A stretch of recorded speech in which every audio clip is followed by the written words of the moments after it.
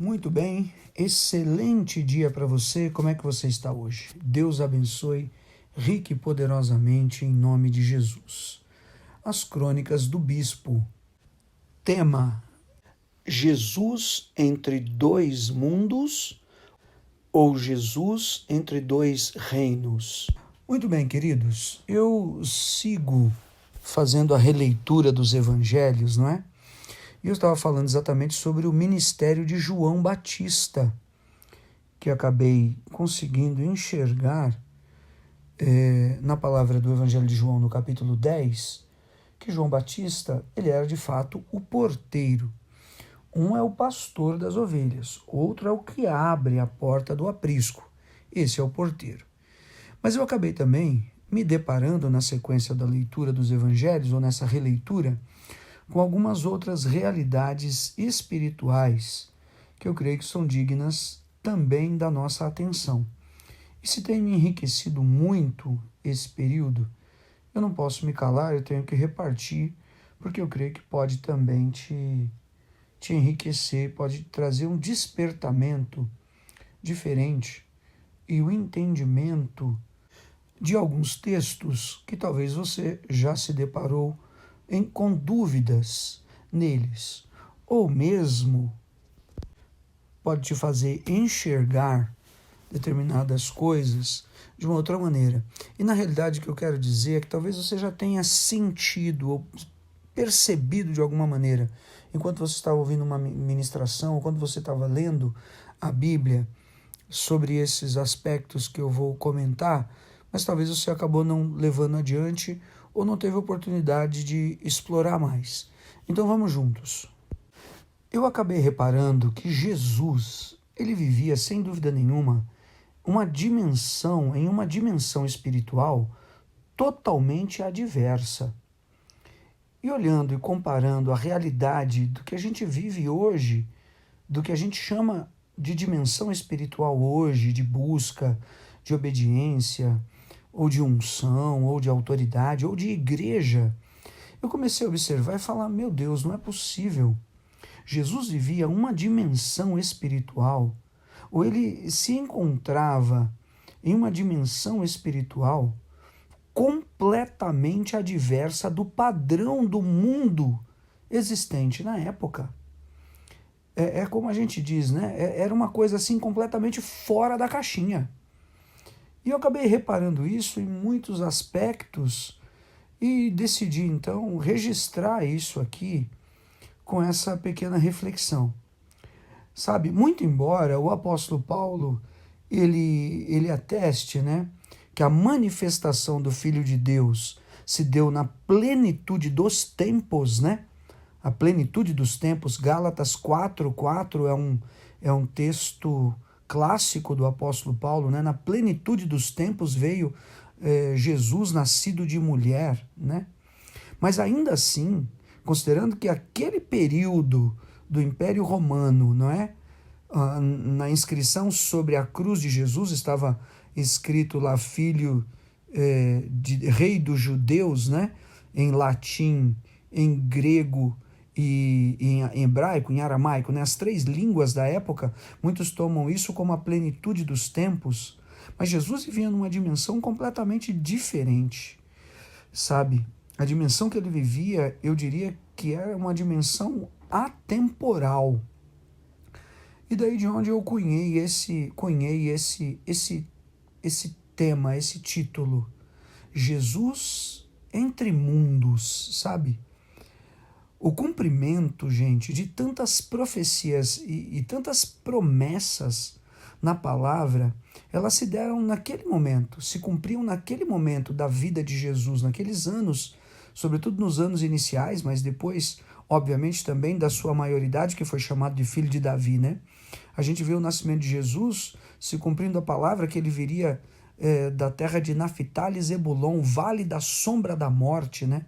Isaías, no capítulo 9, já falava isso, depois referendado de novo no início do Evangelho de Mateus. José com Maria vão para o Egito, uma outra palavra havia também dizendo, do Egito chamei o meu filho, né? e José não pôde ir para a Judéia porque ele temia ainda a descendência de Herodes, ele vai para Nazaré, porque ele tinha que ser chamado nazareno, ou seja, o cumprimento de tantas profecias estavam concentradas de fato naquele momento da história e do nascimento de Jesus. Era algo assim muito especial mesmo, do que se esperava de muitos e muitos tempos, fossem dos patriarcas da origem, né, dos hebreus, depois das tribos de Israel, fossem dos profetas, ou do período da própria lei de Moisés, ou do período dos próprios reis, assim por diante. Né? Tudo estava se concentrado e cumprindo-se mesmo ali no que o apóstolo Paulo chama de plenitude dos tempos. Mas, de fato, havia uma condição espiritual, ou uma condição de entendimento, sabe, pleno e absoluto da palavra de Deus e da fé diante de Jesus, que eu acabei observando como se ele vivesse entre dois mundos, ou entre dois reinos, sabe assim? Aliás, Jesus mesmo declarou isso, né? Em João 18:36, Jesus diz que o meu reino não é desse mundo, né? Daqui eu não sou, o meu reino não é desse mundo. Esse é o texto onde ele diz, se eu fosse daqui, os meus discípulos, eles se empenhariam na minha defesa, né? Ele estava ali naquela prisão e discussão com Pilatos, né? Agora veja, o mundo também tem seus reinos. O mundo também tem seus reinos, porque o próprio Satanás, se você se lembrar comigo, ofertou para Jesus os reinos deste mundo. Ofertou os reinos do mundo para o Filho de Deus, para que, se Jesus se prostrasse e o adorasse. Lá na tentação, em Mateus 4, exatamente esse argumento que Jesus usa. Ele queria oferecer para Jesus os reinos desse mundo. O mundo também tem seus reinos, também tem seus aperitivos, também tem seus prazeres, né? Assim por diante. E talvez por isso que Jesus disse que ele era a porta, sabe? Lembrando aí do porteiro, né? Lembrando da crônica do porteiro, do João Batista, né? Talvez seja por isso que Jesus disse que ele era a porta. Né? Ele disse, eu sou a porta. A porta é uma passagem. Então Jesus é essa porta de passagem, de ligadura, de ligação entre o mundo e o reino. E aí você começa a ver como é interessante essa reflexão, e você vai ver mais interessante ainda onde eu quero chegar. Jesus é a porta, ou seja, é essa passagem onde deixamos o mundo e adentramos o reino, né? E isso é muito importante. Explicando de uma outra forma, né, é a oportunidade daqueles que abandonam os reinos do mundo, das seduções e fascinações que Satanás ofertou para Jesus, né, para adentrarem no reino de Deus. Ou seja, a escolha daqueles que abandonam os reinos do mundo para adentrar no reino de Deus. Jesus, ele vivia numa dimensão de convicções tão grandiosas, convicções tão profundas, de que ele não pertencia a esse mundo, de que a dimensão da sua alma e da fé que operava em Jesus era uma manifestação plena do poder de Deus, mesmo sendo ele homem. Era uma manifestação de uma plenitude tão grande, única talvez, e nunca vista. Com isso, talvez nós possamos entender qual é a dimensão de entrega e de renúncia e de profundidade tal, não é? Tal que ainda não tinha sido vista nos reinos ou no mundo, mas que estava ali passando a ser vista do ponto de vista de Jesus para com o reino de Deus, pela profundidade das suas convicções, a profundidade das convicções do Senhor. Agora imagine, do que também nós fomos chamados pelo Senhor, fomos separados pelo Senhor para fatores como esses, que possam fazer com que o Espírito Santo opere também em nossa vida numa dimensão tal como essa que era operada no Senhor. De modo que, enquanto houver ligações com o mundo em uma dimensão de necessidades hoje, uma dimensão de apelos emocionais hoje, ou uma dimensão de compromissos, quais sejam eles, familiares ou de outros apetites, quais sejam eles, de desejos ou de mentalidades ou de influências, quais sejam elas, esses fatores de ligações, eles podem ser realmente fatores que impedem que seja sustentada a manutenção dessa visitação plena em nós do reino de Deus. Ou seja, em outras palavras, estaríamos aquém de viver a dimensão do poder de Deus, de fato, como ele está proposto. Porque, sem dúvida nenhuma, ele está proposto. Porque o Senhor Jesus disse que faríamos as obras que ele fez e outras ainda maiores faríamos. Ele, respondendo ao apóstolo Pedro em Marcos 8, ele diz: você receberá 100 vezes mais no reino de Deus. Né? Quem tiver deixado casa, pai, mães ou irmãos, filhos ou filhas, casas ou campos por amor de mim, receberá 100 vezes mais. Ou seja, há um propósito de uma dimensão e de uma manifestação realmente superior. E é isso que me levou a enxergar essa dimensão das convicções de Jesus, e os exemplos que eu vou mostrar talvez vão ilustrar um pouco mais isso. Haja visto que quando Jesus envia os seus discípulos de 2 em 2, ele os envia deixando claro que era para que eles estivessem desprovidos de qualquer recurso material. Leve uma única capa, não tomem sandálias, não se preocupe com bolso ou com alforge. Ele já havia mencionado isso em outros momentos. Se tiver 2, dê 1. Se te baterem numa face, ofereça outra. A sua justiça tem que ser superior ao dos escribas e você tem que amar os seus inimigos, assim por diante. Então Jesus tinha uma convicção tamanha, sabe, do seu compromisso e da sua missão, que nós podemos olhar, por exemplo, para Mateus no capítulo 11, e ele chama essa responsabilidade total para ele mesmo, para a sua pessoa, dizendo assim: qualquer pessoa, vinde a mim, ele diz, vós que estáis cansados e sobrecarregados, e eu vos aliviarei. Era uma dimensão e um nível, olhando para as pessoas, para as carências, para as situações das pessoas na Galiléia e na Judéia, sobretudo, né? Ele chama essa grandeza dessa responsabilidade. Percebe? Vinde a mim, pode vir para mim, sabe assim? Então, uma natureza de assumir uma responsabilidade de uma maneira assim: vou dar conta cabalmente de tudo, em plenitude. Isso me marcou demais, por mais que a gente repita, já soubesse, ou fale essas palavras, né, de Mateus 11, 28 a 31, tantas e tantas vezes, mas isso ficou muito marcante no meu espírito. Vinde a mim.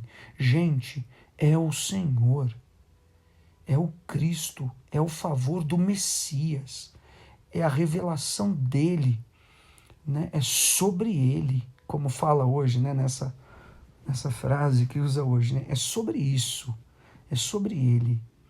É ele no centro de todas as coisas. Parece um enigma, sabe? Mas tem uma saída. De qual dimensão era essa do Senhor para que ele vivesse entre dois mundos, ou entre o mundo e o reino? E a pergunta que cabe é: qual é o segredo, então, para nós, de não vivermos no mundo, mas sim vivermos as virtudes do reino e sermos instrumentos do reino, numa dimensão onde somos detentores da revelação de que ele, Jesus, assume essa responsabilidade de compromisso absoluto. E ele diz que é Deus conosco. Vinde a mim, cansados e sobrecarregados. É a ele. Mas onde nós repartimos, ou onde nos é reputada essa responsabilidade, onde nós compartilhamos essa responsabilidade como instrumentos para esse reino? Mesmo estando nós no mundo, estamos no mundo, mas não pertencemos a ele. Ou é maior o que está em nós do que o que está no mundo. Enfim, essa releitura do Evangelho, ela tem me feito enxergar isso e refletir essa verdade novamente. Por isso é que, de fato, sabe, se torna muito mais característico e muito mais marcante para mim. Se o grão de trigo caindo na terra, ele não morrer, ele fica só, como nós também conhecemos essa palavra.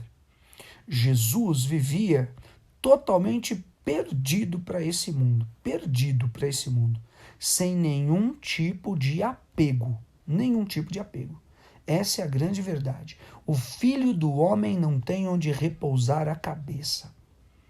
Sabe, gente, é como se Jesus tivesse uma convicção tão grande que ele estava de passagem, somente de passagem, que ele estava totalmente desapegado mesmo, sabe? A dimensão mental de Jesus era uma coisa assustadora, não era mesmo desse mundo. Imagine eu e você, o apóstolo Paulo ensina que nós temos que ter a mente de Cristo. Há um desafio muito grandioso em passos espirituais, eu creio realmente muito grandioso. O nível de consagração de Jesus, né? Nos montes, nas suas orações, ou tem um alimento, ele disse em João 4, que vocês não conhecem, para os discípulos quando perguntaram se ele estava com fome, sabe, em vários aspectos mentais, da mente, da consagração nos montes. Já falei sobre isso outro dia, né? Ao som das estrelas ou do seu alimento, assim por diante. É uma coisa grandiosa, genuína demais, que talvez esteja até me faltando palavras para poder descrever o que eu estou realmente sentindo. Que Deus possa testificar isso no teu coração. Depois você me comenta comigo. Né? Jesus, presta atenção nisso, ele já falava como se ele não estivesse mais no mundo. Como se a sua passagem de morte de cruz, ela já fosse uma realidade tão absoluta, real e presente dentro dele, sabe? E de fato era, não é? Mas estava numa dimensão espiritual apenas ainda, mas é como se já fosse realidade. É como se Jesus já tivesse, não é só o fato dele saber, porque ele de fato sempre soube que ele veio para morrer na cruz, não é? Em João 2 ele diz para Maria, não é chegada a minha hora. E em outros textos ele também menciona isso, em outras palavras, não é?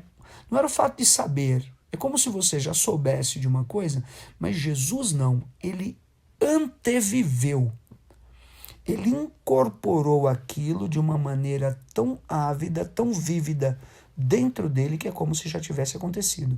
E talvez esse seja um segredo espiritual de uma profecia que está sobre a minha vida, que está sobre a sua vida. Sabe? De saber, mas ainda sabemos e sofremos. Jesus sabia, mas ele não sofria. Ele sabia, mas ele anteviveu aquilo. Era um antegozo, sabe? Era algo que ele sabia que ele daria conta, que ele iria realmente cumprir cabalmente. Ainda que, lá na cruz, ele tenha dito, né, o Salmo 22, Deus meu, por que me desamparaste? Ou no Getsemane, Pai, afasta de mim esse cálice. É algo que cada vez que talvez a gente vá cavar ou vá explorar em âmbitos, sabe, de despertados pelo Espírito de Deus, porque creio que é um despertamento do Espírito de Deus no meu entendimento, no meu coração, a gente vai encontrar outros caminhos ainda. Mas veja, sem fugir desse ponto, né, que eu falava, é como se Jesus ele já não estivesse mais no mundo. Veja João 17. Veja João 17. Veja comigo, versículos de 1 a 4. Tendo Jesus falado essas coisas, levantou os olhos aos céus e disse: Pai, é chegada a hora. Glorifica o teu filho, para que o filho te glorifique a ti. Assim como lhe conferiste autoridade sobre toda a carne, a fim de que ele conceda a vida eterna a todos os que lhe deste. Convicção de Jesus de que ele estava de fato fazendo aquela obra e acabou. Ponto final. Convicção plena. Versículo depois 11, né? Já não estou no mundo, mas eles continuam no mundo. Ele estava intercedendo pelos discípulos e diz no versículo 11, eu já não estou mais no mundo. Como assim não está no mundo? Ele estava no mundo. Não tinha chegado ainda a traição, o Getsemane, a ceia, sabe? Não tinha chegado ainda esses episódios. Muito menos a cruz, muito menos a sua morte ou a sua ressurreição. Mas ele já dizia isso, percebe? Em João 17:11. Já não estou no mundo, não estava mais lá. Ele já tinha incorporado aquilo como se eu tivesse vivido. Mas eles continuam no mundo, os discípulos, ao passo que eu vou para junto de ti. Pai Santo, guarda-os em teu nome, que me deste, para que eles sejam um, assim como nós somos um. Quando eu estava com eles, ou seja, ele já está dizendo que ele não estava mais. Quando eu estava com eles, guardava-os no teu nome, que me deste, e protegi-os. E nenhum deles se perdeu, exceto o filho da perdição, para que se cumprisse a escritura. Ou seja, ele já estava dizendo, vai acontecer isso, Judas, sabe, antevivendo em João 17. Depois, versículo 13, né? Mas agora vou para junto de ti, e isto falo no mundo, para que eles tenham meu gozo completo em si mesmos. Gente, como que eu vou explicar isso? Sabe, não era o fato de ter uma profecia. Ele estava vivendo aquilo em uma dimensão mental, em uma dimensão de consciência, de alma. O corpo envolvido naquilo, sabe? Todas as suas moléculas, seus sentimentos, suas impressões de vida. Ele estava em outra dimensão. Tá entendendo? Era outra dimensão que ele vivia. Por isso que ele confrontava os fariseus em autoridade e poder, outra dimensão que ele estava. E ele não era entendido pelas pessoas quando ele falava em parábolas, porque ele estava em outra dimensão. Nós temos que parar e repensar, sabe, às vezes a nossa fé. É lícito viver realmente para ter uma vida abençoada, digna, próspera. O Senhor Jesus mesmo, ele profetizou bênçãos e nós buscamos, mas será que nós estamos vinculados como pastores ungidos de Deus, eu como bispo, em uma dimensão onde estamos realmente perdidos para o mundo, estragados para esse mundo?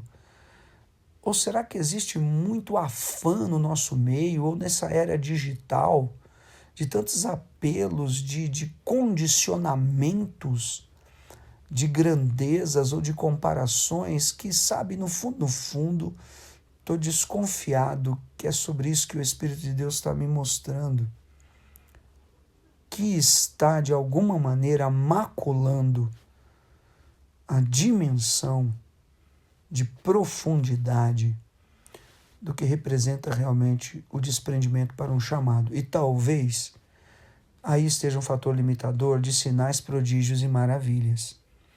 Em nome de Jesus, que Deus possa me dar graça, sabe? E se você entender assim também, ou você possa até conseguir explicar em outras palavras, mas para a gente conseguir fazer esse mergulho e, pela misericórdia de Deus, sermos esses instrumentos para trazer mesmo a dimensão, pela imposição das nossas mãos, da purificação dos leprosos, da restauração da vista aos cegos. Eu desejo de ressuscitar os mortos, sabe? De viver como os lenços e aventais de uso do apóstolo Paulo eram levados e os espíritos malignos se retiravam. Ou colocavam os enfermos nas ruas para que ao menos a sombra de Pedro se projetasse sobre eles. Acho que é isso. Essa dimensão. E eu quero, em nome de Jesus, profetizar sobre a minha vida sem nenhuma bravata humana. Porque estou falando aqui na liberdade e na unção no Espírito. Para virmos a viver isso, para que eu venha viver isso, em nome de Jesus. Diante do Senhor, que você que está me ouvindo, que está do meu lado, também vivendo isso, na igreja, no altar, para as pessoas diante daquele púlpito, sabe? Sabe assim, de você ter a alegria de ver uma hora alguém vir e dizer, olha, você estava aqui ministrando, eu estava vendo como Moisés, sei lá, quando Moisés descia do monte, o rosto dele estava reluzente. E uma dimensão que Deus, eu creio, tem de sabedoria, de fluir do Espírito, sabe? De revelação, de verdade. O apóstolo Paulo instrui a Timóteo isso, imagine, essa dimensão. Você, Timóteo, é jovem, mas você não vai deixar ninguém se desfazer de você. E você vai estar preparado para você conseguir pregar a tempo e fora de tempo e convencer. Claro, é a luz do Espírito, mas levar essa palavra que vai convencer e converter os corações. Em um paralelismo, talvez, de exemplificações que deixe aquela alma sem saída. E que essa unção, bênção, autoridade, poder de Deus possa se cumprir na tua vida, na nossa igreja, em nome de Jesus. E Deus tenha misericórdia para cobrir toda a dimensão de mundo ou de reinos dessa terra que possa estar exercendo algum fator limitador no nosso chamado, no nosso ministério, sabe? Para Jesus, voltando lá em João 17, quando ele diz no versículo 11, né?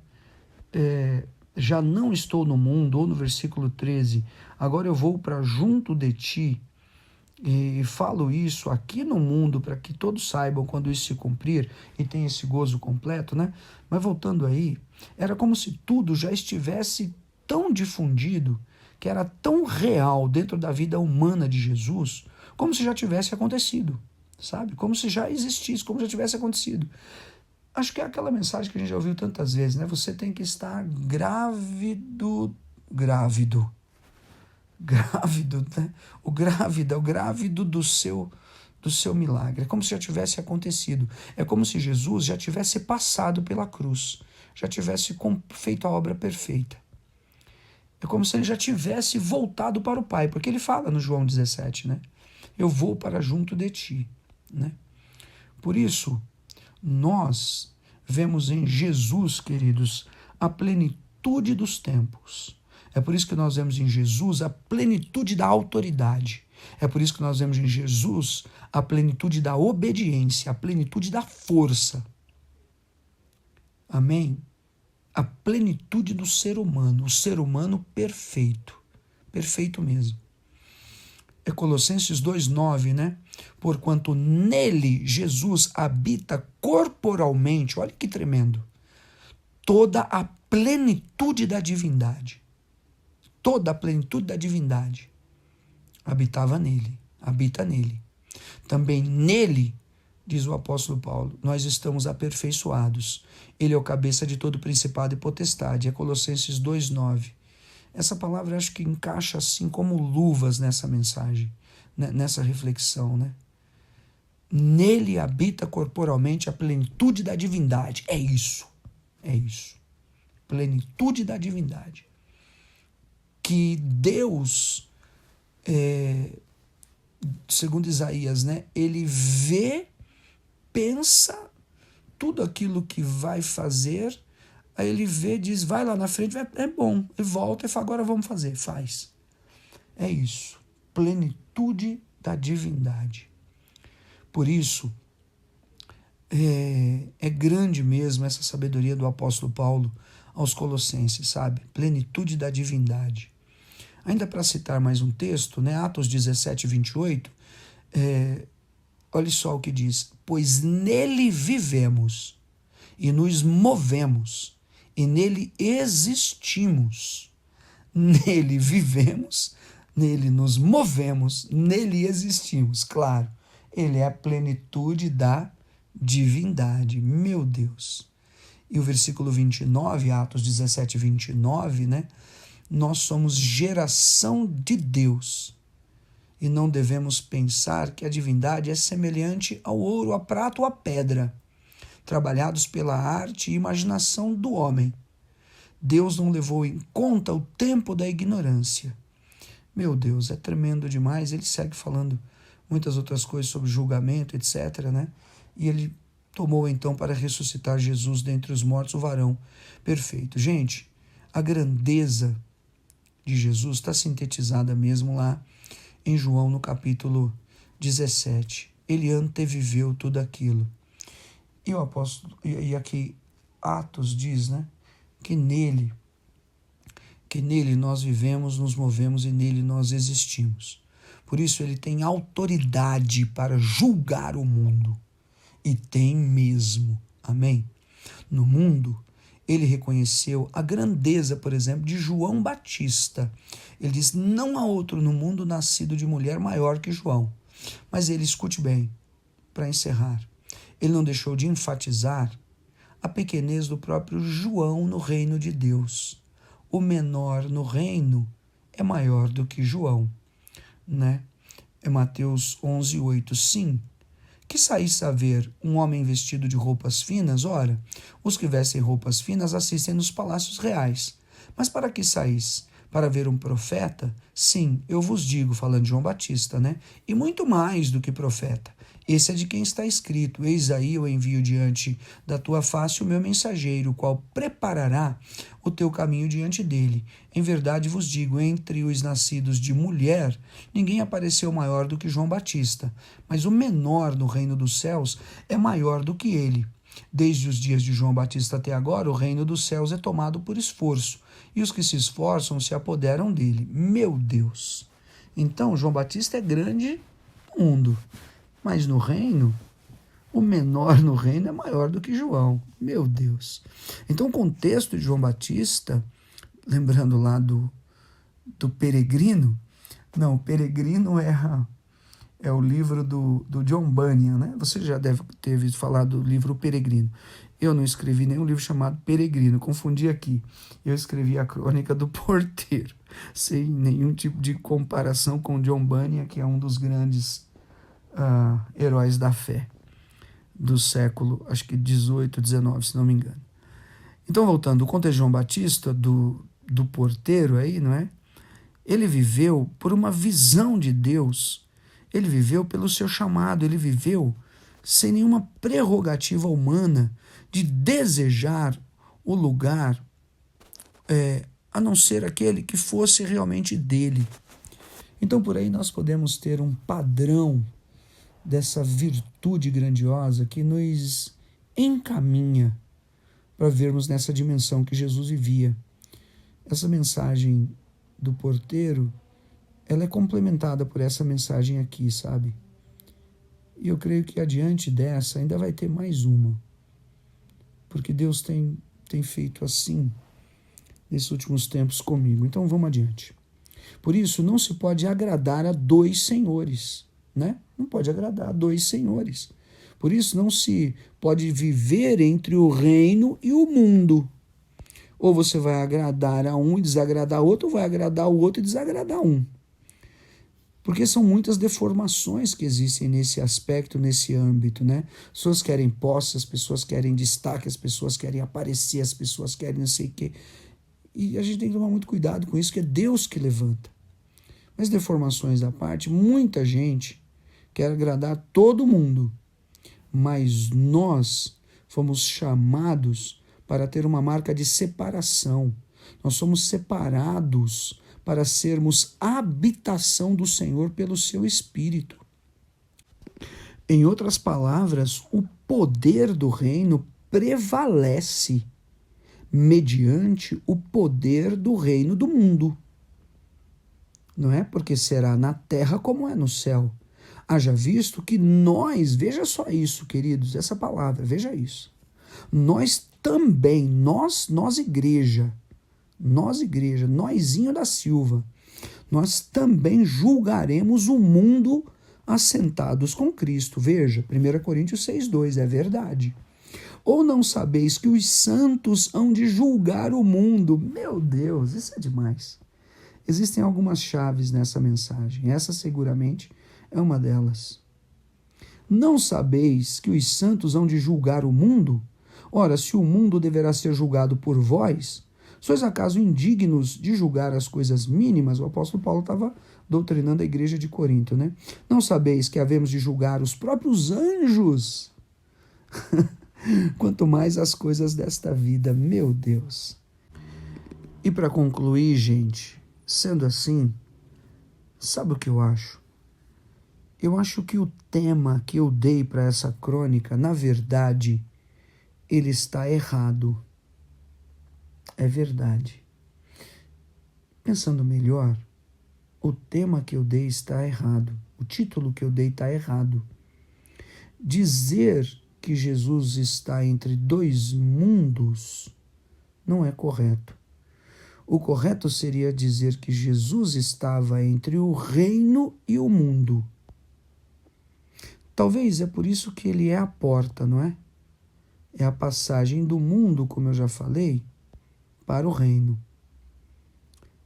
Agora, a verdade mesmo é, quiséramos nós sermos pelo menos porteiros como João Batista, né? Se ele é a porta que liga o mundo com o reino, que virtude, hein? Que privilégio ser um porteiro que pode abrir com a palavra da salvação, a palavra do evangelismo, a palavra da cura, da libertação, essa porta para que alguém entre. Escute bem, no caso dele, Jesus, prevaleceu o reino. Agora, Deus tenha misericórdia de que para nós e para os nossos filhos não prevaleça o mundo. Fica com Deus. Obrigado, Jesus.